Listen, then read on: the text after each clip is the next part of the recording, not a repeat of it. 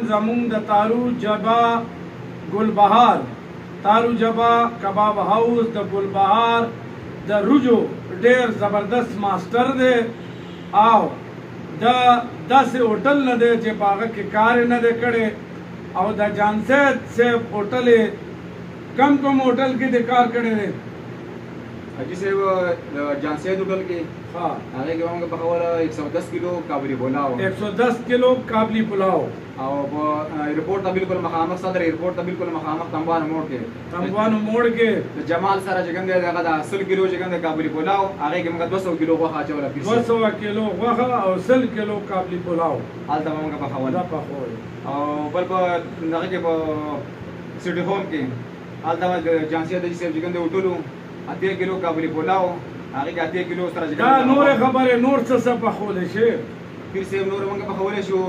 چکن کړهن په خوله شو چکن روش په خوله شو مټر روش په خوله شو او کابلی پلاو په خوله شو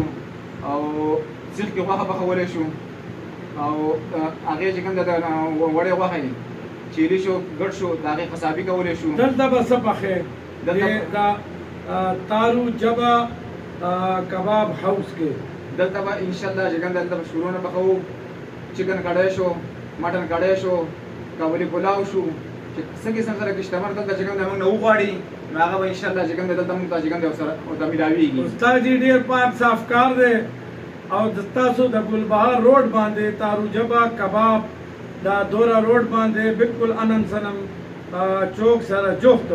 $1 شاپ او $1 شاپ هم کې ګوره کمال خبرو کوم هر یو شی اشتخم او 220 روپۍ هر یو شی دی بالکل نو بالکل راځي خو 3 اگست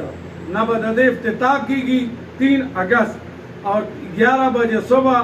او کمال دا چې پورا پیښور کې 900 روپے کیلو کباب دی خو 3 ورځو لا به تاسو ته دې هوټل کې کباب ملاویږي به 800 نه 900 نه بالکل نه 600 نه تاسو ته به ملاویږي 500 روپے کیلو